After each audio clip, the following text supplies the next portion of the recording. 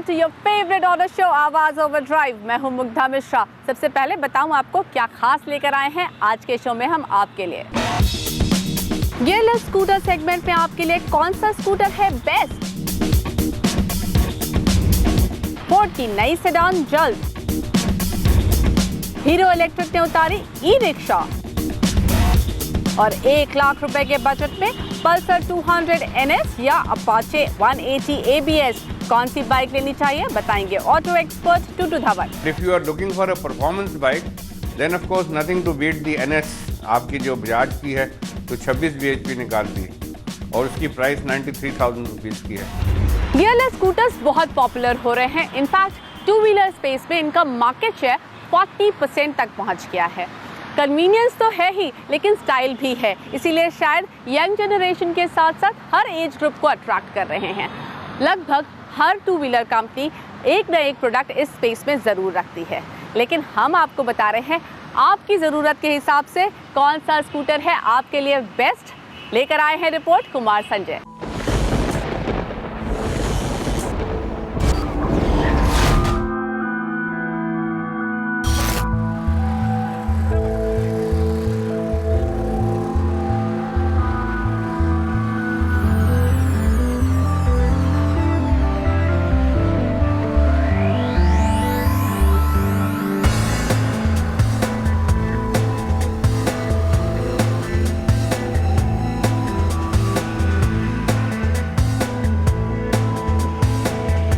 देश के two wheeler market में गियरलेस स्कूटर सेगमेंट ने सभी को सरप्राइज किया है। कुछ साल पहले ऐसा लगने लगा था कि मोटरसाइकिल के सामने स्कूटर टिक नहीं पाएंगे। हमारा बजाज जैसे स्कूटर बिकना और फिर बनना बंद हो गए, लेकिन फिर हुई गियरलेस स्कूटरों की एंट्री और इन्होंने इस सेगमेंट में दोबारा जान फूंक दी। अब देश दुनिया की सभी टू व्हीलर कंपनियों की इस सेगमेंट में कुछ न कुछ पेशकश है।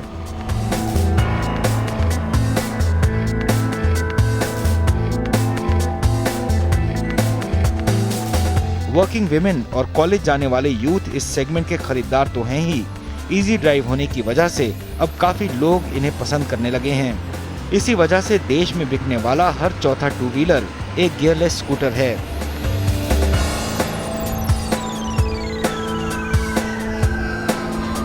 आज हम आपके लिए लेकर आए हैं 6 बेस्ट स्कूटर जो मार्केट में धमाल मचा रहे हैं।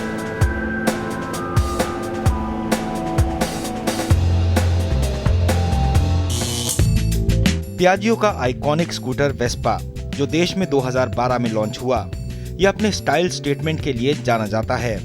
लुक और स्टाइल के मामले में 1946 मॉडल वाले वेस्पा की तरह दिखता है, लेकिन इंजन मॉडर्न है। वेस्पा पूरी तरह मेटल बॉडी फ्रेम पर बना है। गियरलेस स्कूटर सेगमेंट में ये इकलौता स्कूटर है जिसमें मोनोकॉक स्टील मेटल फ्रेम का इस्तेमाल किया गया है। इसी वजह से इसकी बॉडी में प्लास्टिक कम है। आप जो देख रहे हैं वो वेस्पा S मॉडल है। कंपनी ने इसे स्पोर्टी लुक देने के लिए क्रोम ज्यादा इस्तेमाल किया है। स्पोर्टी लुक वाला इंस्ट्रूमेंट क्लस्टर, कंफर्टेबल सीट आपकी राइड बेहतर बनाते हैं। इसमें एयरक्राफ्ट की तरह सिंगल आर्म वाला हाइड्रोलिक सस्पेंशन है और इसमें डिस्क ब्रेक भी दिए गए हैं।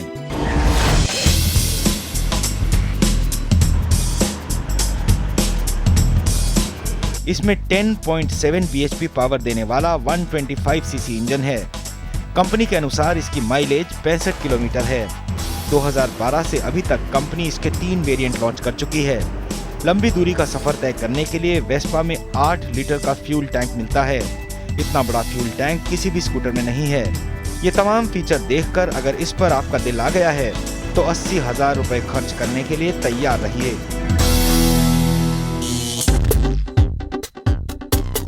होंडा एक्टिवा स्कूटर सेगमेंट का मार्केट लीडर तो है ही, साथ में एक बेहतरीन परफॉर्मर भी।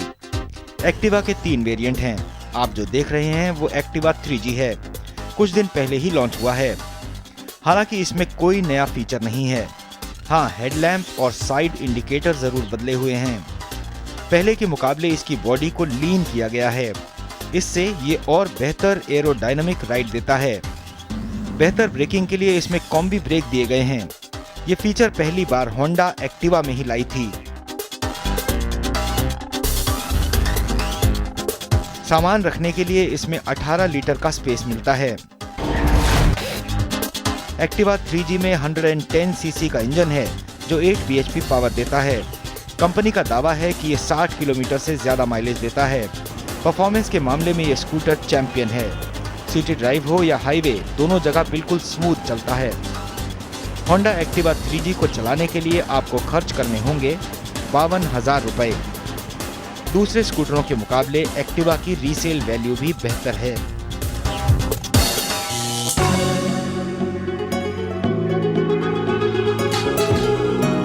हीरो मोटो का माएस्त्रो अपने बोल्ड स्टाइलिश लुक के लिए जाना जाता है। लुक और स्टाइल को छोड़ दिया जाए तो एक्टिवा और माएस्त्रो में कोई फर्क नहीं है। माएस्त्रो में वही इंजन है जो एक्टिवा में, यानी 8 bhp पावर देने वाला 110 सीसी का इंजन। जिस प्लेटफॉर्म पर बना है वो भी एक्टिवा का ही है।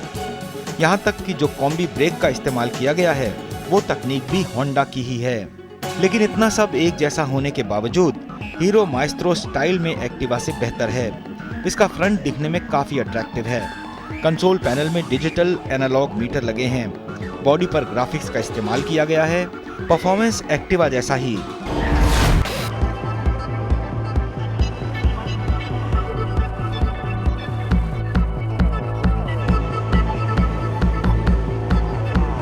कंपनी इस पर 5 साल या 50,000 किलोमीटर की वारंटी देती है।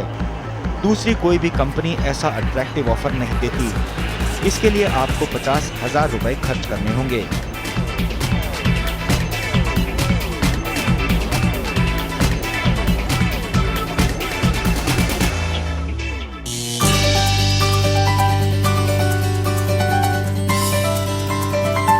टीवीएस जुपिटर यूटिलिटी के लिए जाना जाता है। इसमें 12 इंच के अलॉय व्हील के साथ 375 मिलीमीटर लेग रूम दिया गया है। इतना लेग स्पेस किसी भी दूसरे स्कूटर में नहीं मिलता। टीवीएस ने जुपिटर के डिजाइन को लाउड स्टाइल देकर ये कोशिश की है कि ये ज्यादा से ज्यादा लोगों को टारगेट कर सके। इसमें यूथ से लेकर महिलाएं और ज्यादा उम्र के लोग भी शामिल हैं।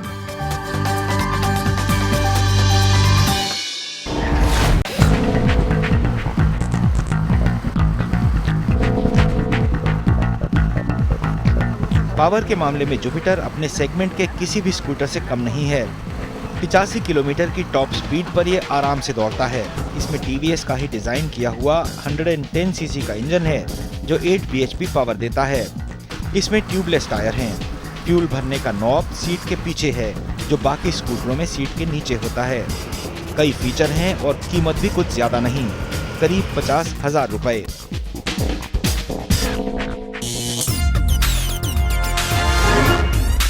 यामाहा अल्फा स्कूटर को वुमेन ओरिएंटेड कहकर बेचती है। ये जो स्कूटर देख रहे हैं वो 2014 जनरेशन वाला अल्फा है। कंपनी कुछ दिन पहले ही 2015 रेंज वाला अल्फा लेकर आई है। नई सीरीज वाले स्कूटर में ब्लू कोड टेक्नोलॉजी का इस्तेमाल किया गया है। इससे अल्फा की माइलेज 62 किलोमीटर की हो गई है।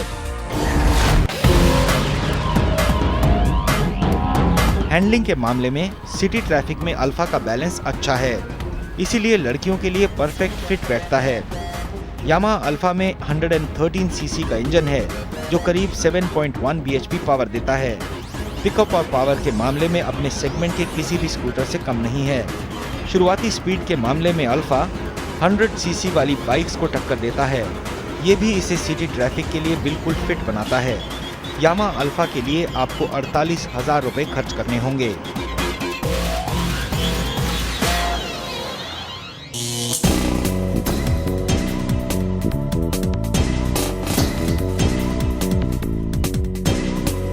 महिंद्रा गस्टो जो अपने इटालियन डिजाइन के लिए जाना जाता है।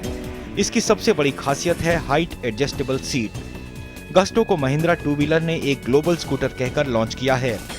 इसका स्टाइल तो इटालियन है, लेकिन कंपनी ने इसे यहाँ अपने चाकन रिसर्च सेंटर में बनाया है।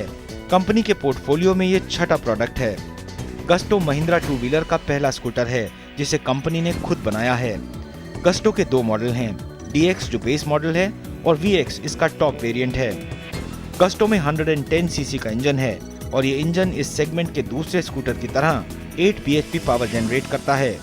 कंपनी का कहना है कि टेस्ट कंडीशन में ये 63 किलोमीटर की माइलेज देता है। गस्टो में कुछ ऐसे फीचर दिए गए हैं जो किसी दूसरे स्कूटर में नहीं हैं, जैसे रिमोट फ्लिप की, find me lamps,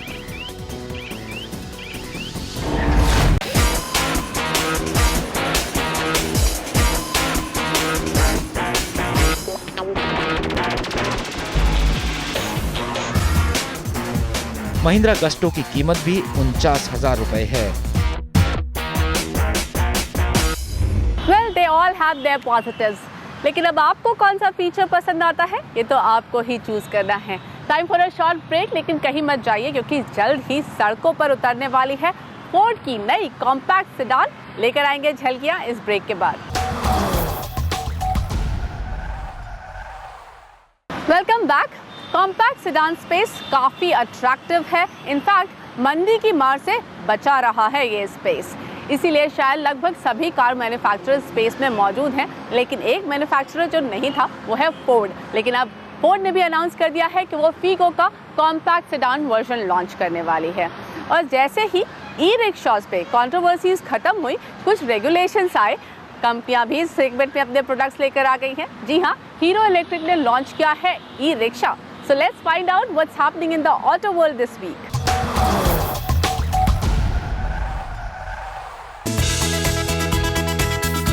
compact sedan कारों की पॉपुलैरिटी को देखते हुए फोर्ड भी फीगो का सेडान वर्जन लाएगी। फीगो सेडान कार का नाम एस्पायर होगा। माना जा रहा है कि ये जून तक बाजार में आ जाएगी। फोर्ड के बेड़े में 4 मीटर से कम लंबाई वाली ये पहली कार होगी जिसका उत्पादन कंपनी साणंद प्लांट से करेगी। एस्पायर में भी 1.2 लीटर का पेट्रोल और 1.5 लीटर का डीजल इंजन होगा। माइलेज के मामले में ये कार अपने सेगमेंट की दूसरी कारों को कड़ी टक्कर देगी। कंपनी का कहना है कि एस्पायर में फ्रंट एयरबैग के साथ साइड कर्टन एयरबैग भी होंगे। साणंद प्लांट की सालाना कैपेसिटी 2,40,000 कारें बनाने की है।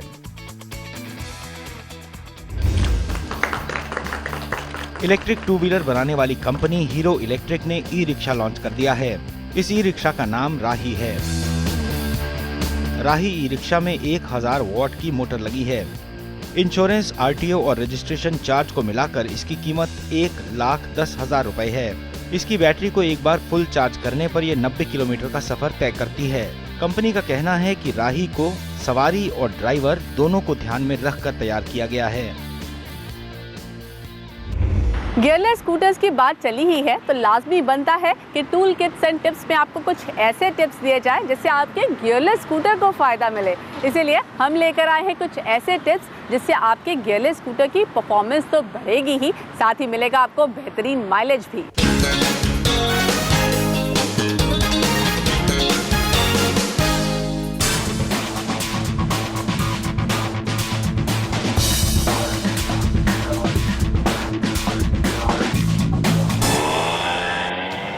आज हम बात करते हैं स्कूटर के मेंटेनेंस के बारे में। मेंटेनेंस में सब में पहली चीज़ आती है टायर का एयर प्रेशर। जब भी आप गाड़ी चलाएं, टायर का एयर प्रेशर ज़रूर चेक कीजिए। आपकी गाड़ी में अगर टायर प्रेशर कम है तो आपका परफॉर्मेंस और इकोनॉमी पे फ़र्क पड़ता है।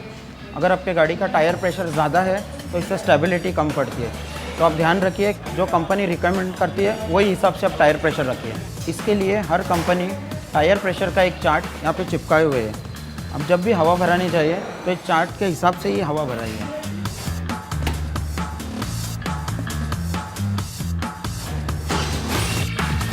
अक्सर सुबह जब हम गाड़ी स्टार्ट करते हैं, गाड़ी स्टार्टिंग प्रॉब्लम देती है। हर कंपनी उसके लिए एक चोक नॉब देती है। इस चोक नॉब को आपको खींचना है और फिर गाड़ी स्टार्ट करनी है।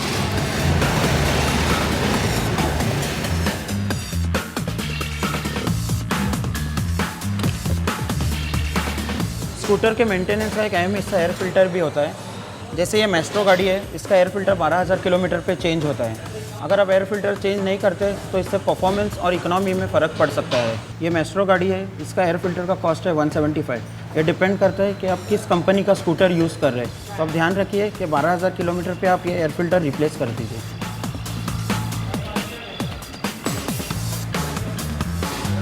स्कूटर मेंटेनेंस शेड्यूल का इंजन ऑयल भी एक बहुत इंपॉर्टेंट रोल प्ले करता है।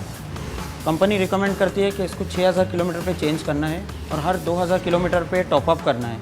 इसके लिए कंपनी ने एक डिपस्टिक दिया हुआ है। इस डिपस्टिक पे मिनिमम और मैक्सिमम का इंडिकेशन है।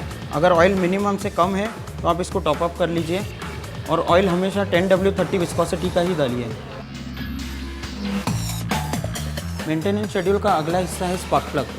कंपनी रिकमेंड करती है इसको 10,000 किलोमीटर पे चेंज करना है। अब जब भी सर्विस सेंटर जाए इसे चेक कर लीजिए इसकी कंडीशन क्या है। इसकी प्राइस लगभग 100 से 150 के बीच में है। इसके बाद में मेंटेनेंस शेड्यूल का अगला हिस्सा बैटरी है, जो कि आपका स्टार्टिंग, इग्निशन और लाइटिंग सर्किट का ख्याल रखता है। इस गाड़ी में MF बैटरी लगा हुआ है, जो कि मेंटेनेंस फ्री बैटरी है। कंपनी इसकी 18 महीने की वारंटी देती है, लेकिन आप जब भी सर्विस सेंटर जाए इसकी कंडीशन ज़रूर चेक कर लीजिए।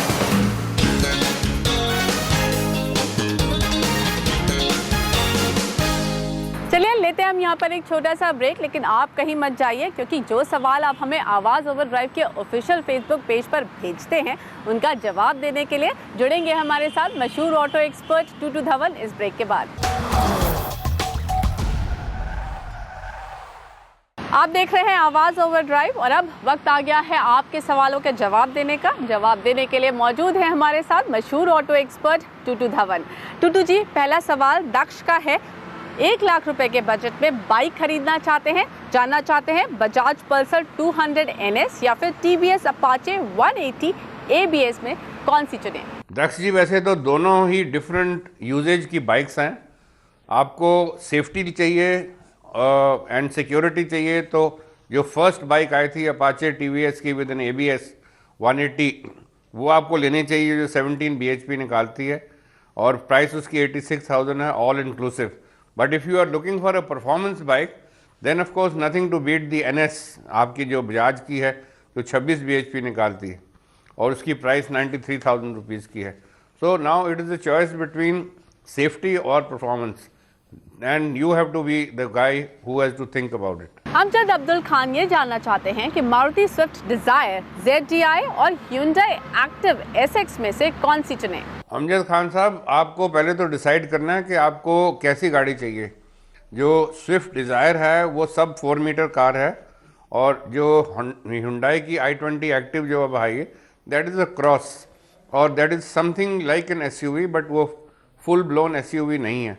तो मैं तो आपको यही सजेस्ट करूँगा, डिटेल में आपको दोनों बता देता हूँ। डिज़ायर आपको आती है 5.35 लाख से शुरू होती है और 8,12,000 तक जाती है, और जो i20 एक्टिव क्रॉस है वो शुरू होती है 6.40 से और टॉप मॉडल जो है 8.90 से जाता है।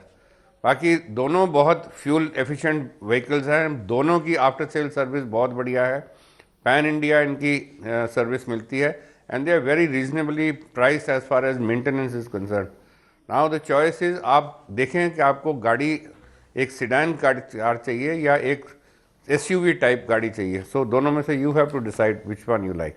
बलविंदर जी को एक हैचबैक खरीदनी है, जानना चाहते हैं एलीट i20 या फिर मारुति स्विफ्ट में से कौन सा बेटर ऑप्शन होगा इनके लिए? बलविंदर जी, वैसे तो दोनों गाड़ियाँ बहुत बढ़िया और हालांकि स्विफ्ट ने अभी हाल में ही थोड़ा सा अपना फेसलिफ्ट किया था और साथ साथ में उन्होंने push start and stop system भी लगाए, but in spite of that मैं आपको ये कहूँगा कि आप i20 देखिए। It's a very good looking vehicle, very smart and slightly more different, और साथ साथ इसमें जो एसेसरीज और गुडीज़ हैं बहुत ही यूजेबल हैं, बहुत यूज़र फ्रेंडली हैं, which you will love to have in especially driving in मेट्रोज। और 2 इंजन ऑप्शंस हैं। पेट्रोल की है 1.2 लीटर जो 83 bhp निकालती है और फ्यूल एवरेज 18 किलोमीटर की देते हैं, और जो डीजल है 1.4 वो 90 bhp निकालता है और फ्यूल एवरेज 22 किलोमीटर की है, जबकि प्राइस आपको 6.60 से शुरू होती है और 8.37 से जाती है for the diesel version with all the bells and whistles, ABS, airbags, music system, all the goodies that you can get. और जो पेट्रोल की है that starts at 5.45 going up to 6.75।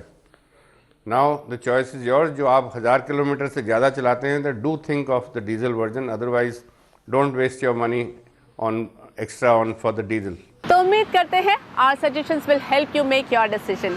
इसी तरह ऑटो से जुड़ा आपका कोई भी सवाल हो, आवाज़ ओवरड्राइव के ऑफिशियल फेसबुक पेज पर आप हमें भेज सकते हैं। हम लेंगे यहाँ पर आपसे इजाज़त, लेकिन याद रखिए सड़क पर है, एम्बुलेंस की आवाज़ आए प्लीज़ उसको रास्ता ज़रूर दें। आपकी 5 मिनट की देरी किसी की जान बचा सकती है। Till we meet again, drive safe and keep watching CNBC आवाज़।